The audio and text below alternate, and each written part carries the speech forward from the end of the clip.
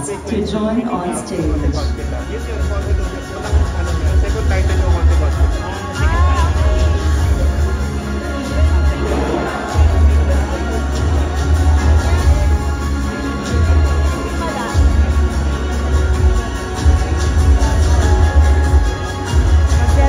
Sigla talaga ang hatid sa mga sinihan ng Metro Manila Film Festival. And you know what, Bel? MMFF through the years has not only provided an avenue for entertainment, but it has also helped our creative industry by providing more jobs for the Filipinos. Thus, we can say that it has also helped boost our economy. Totoo yan. In the past years, the Philippines' creative economy is relatively booming. And with the 50th edition of MMFF, there will be activities that will not just stimulate economic opportunities in the film and entertainment industry, but also in the field of visual arts, digital media, fashion events, and a lot more. Iba talaga ang hatid na legasiya sa ating bansa ng MMFF. Kaya naman balikan natin ang makulay at napakasayang 5 dekada nito as we launch the 50th Metro Manila Film Festival. Panoorin po natin.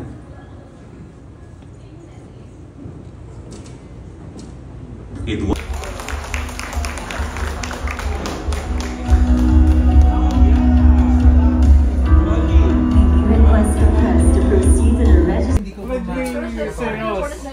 Umita ko, binibigay kayo sa akin yun, tsaka ni Papa Jess. Try lang. Sabi ko kay Papa Jess, so picture ako sa kanya kanila. Tapos, endorse. Tama, picture lang po ako. Ang beautiful. Thank you po. Thank you so much. Kaya ma-fan. Papadala ko sa misis. Okay, sige. Sure ka. Ayan. Support kita ba? Ayan, si Paul. Yes, of course.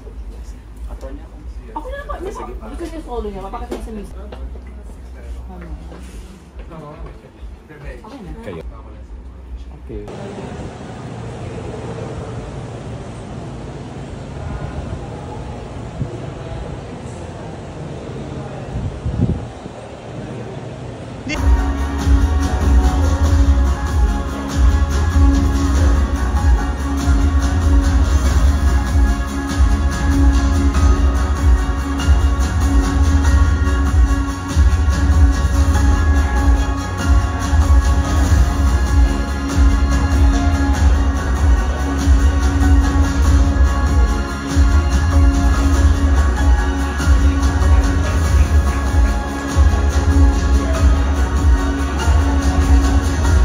We request MMFF Exicom to join on stage.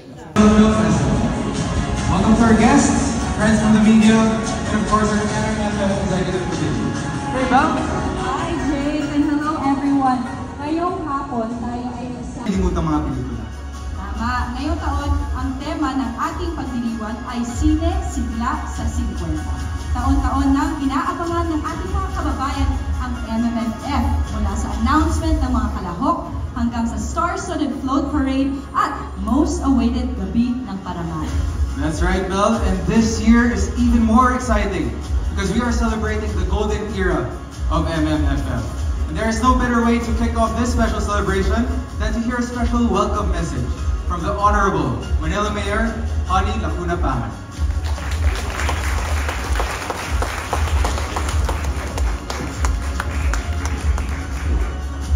Sa ating pong minamahal na unang ginang Luis Araneta Marcos, MMDA Chairman, Attorney Romando Artes, sa Executive Committee po ng Metro Manila Film Festival, sa iba pang mga panauhin, mga kapwa ko, lingkod bayan, mga minamahal nating kababayang sumusuporta at tumatangkilik sa mga pelikulang Pilipino, isa pong magandang hapon sa inyong lahat. Kami po dito sa pamalansod ng Maynila ay tuwang-tuwa na maging bahagi sa ika-50 edisyon ng Metro Manila Film Festival. Buong kasabikan at kasiyahan naming binubuksan ang amin pong Manila City Hall upang tanggapin ang Metro Manila Film Festival sa taong ito dahil dito naman nagsimula ang lahat. Noong 1966, sa panahon ng dating punong lungsod Antonio Villegas, ay itinatag ang ina ng lahat ng mga film festival sa ating bansa.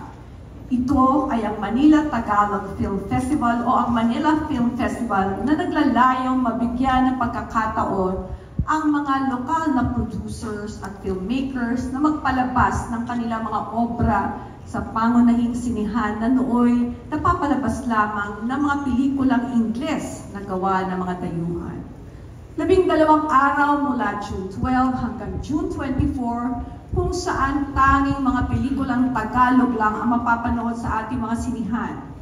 Sa paglipas nga ng mga maraming taon ay pinalawak ng Manila Film Festival at ginawa na itong Metro Manila Film Festival kung saan ay naipapalabas na rin ang mga pelikulang kalawak dito sa iba pang mga lugar sa Kalakhang, Maynila. Mayroong espesyal na award na tinaguri ang Gat Antonio Villegas Cultural Award bilang pagpapahalaga sa itinuturing na ama ng Manila Film Festival.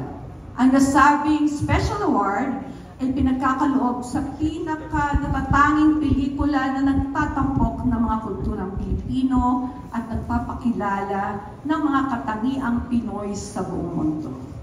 5 dekada na ang paglulunsad ng Metro Manila Film Festival at ngayong taon nga ay ibinabalik ito dito sa Maynila para sa kanyang Golden Edition. Maraming salamat po sa MMDA at sa bumubuo ng MMFF Executive Committee. Higit pang nabigyan ng kulay at sigla itong festival dahil aktibo ang pakilihok at suporta ng ating unang ginang. Sa lahat po ng mga kasaling pelikula sa taong ito, good luck and congratulations. Para sa ating lahat ng mga Pilipino, bigyan natin ng iba yung pagpapahalaga ang mga gawang sariling atin, ang mga obra ng ating kapwa Pilipino. Muli po, welcome po kayo dito sa Maynila. Maraming salamat, magandang hapon, mabuhay ang pelikulang Pilipino.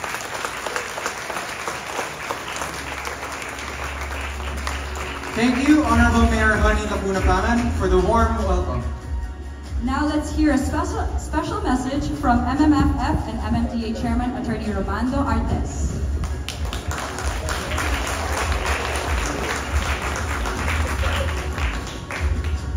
Sa ating kagalang-galang na First Lady Luis Araneta Marcos, Mayor Honey Lacuna, Kong Roland Valeriano, Kong Joel Chua, Vice Yul Serbo, sa mga kasamaan ko sa Executive Committee, kay Miss Lisa Liu, fellow public servant, mga kaibigan sa industriya, magandang araw po. Ngayon ay isang makasaysayang araw dahil ilulunsad natin ang ika-50 taon ng Metro Manila Film Festival na may temang sinisigla sa 50. Noong 1975, itinatag ang MMFF sa pamamagitan ng presidential proclamations na ilalabas ng dating Pangulong Ferdinand E. Marcos. Ito ay may layuning suportahan at palakasin ang pag-unlad ng lokal na industriya ng pelikula. Ngayon, binibigyang halaga namin ang pangakong iyon na itaguyod ang ating lokal na sinihan at magbigay ng plataforma para sa mga Pilipinong pelikula at filmmakers at ipakita ang kanilang pagkamalakhain at talento sa buong mundo. Sa pagkakataong ito, gusto kong paglinayan natin ang mga salita ni dating Pangulong Ferdinand Marcos sa dating unang ginang Imelda Marcos, na siyang unang chairperson ng MMFF, kung saan sinabi niya, "I will take care of the body of the nation. You must take care of the soul." Ito ay mantong sa isang legasiya ni unang ginang Imelda Marcos na pagtataguyod ng sining at kultura, nagtanim ng pagmamalaki sa pagiging Pilipino. Hayaan itong maging inspirasyon at gabay sa ating pagsisimula sa ikasikwentang taon ng MMFF. Nais kong banggitin na simula 2016, ang mga amusement taxes na nai-waive ng mga LGUs para sa MMFF ay 100% na inilalaan sa ating mga benepisyaro, tulad ng Movie Workers Welfare Fund, Film Academy of the Philippines, Motion Picture Anti-Film Piracy Council, Optical Media Board, FDCP. Isang pagkilala sa kanilang napakalagang kontribusyon sa industriya. Ito ay nagpapakita ng ating suporta sa ating masisipag na manggagawa sa pelikula na nagpahintulot sa kanila na ipagpatuloy ang kanilang gawain sa larangan ng paggawa ng pelikula. Sa mga nakalipas na taon, ang pagdaigdigang pandemya ay nagdulot ng pagsubok sa industriya ng pelikula. Ang mga sinihan ay nagsara, ang mga produksyon ay tinigil, at ang ating filmmakers at mga artista ay nasubok sa didiyak na panahon. Gayunpaman, natutuwa akong sabihin na ang ating industriya ay nagpakita ng kahanga-hangang katatagan at lakas. At ngayon, tayo ay nagkakaisa, matagumpay na nakalampas sa mga hamon na iyon. Kinalulugod ko ibahagi na noong nakaraang taon, ang kauna-unahang MMFF Summer Edition ay sinagawa upang magbigay ng karagdagang plataforma para sa paggawa ng pelikula na nagbukas ng bagong pagkakataon upang ipakita ang lokal na talento. Inilusad din natin ang kauna-unahang international version ng MMFF, ang Manila International Film Festival na ginanap sa Los Angeles, California. Ito ay nagpapatunay sa ating patuloy na pagsisikap na itaas ang industriya ng pelikula ng bansa at dalhin ang kanilang gawa sa pandaigdigang manonood. Dagdag pa rito, natutuwa akong ibahagi na ang pinakamataas na kita ng pelikulang Pilipino sa kasaysayan ng isang pelikula ay nagmula sa MMFF, ang pelikulang Rewind na lubos na tinangkilik ng manonood at nagtakda ng bagong record. Ang festival din noong nakaraang taon ay nagkaroon ng kabuong kita na umabot ng 1.2 billion pesos hanggang January 14. Binibigyan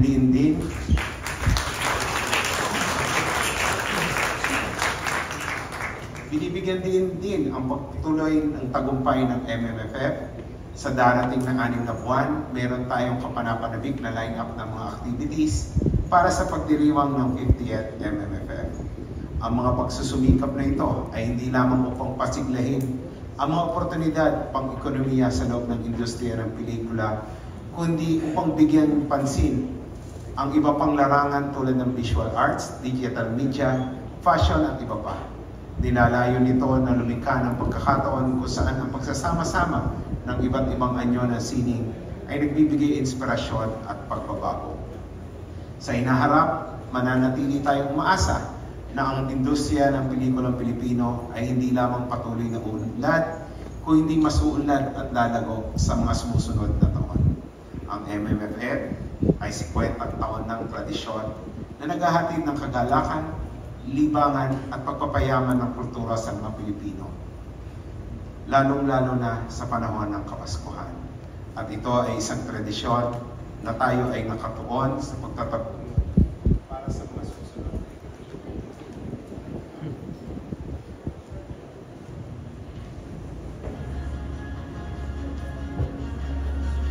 Ipinapabot ko ang aking taos-pusong pasasalamat sa lahat ng naging bahagi sa magandang paglalakbay at tag-ambag sa tagumpay ng MMFF.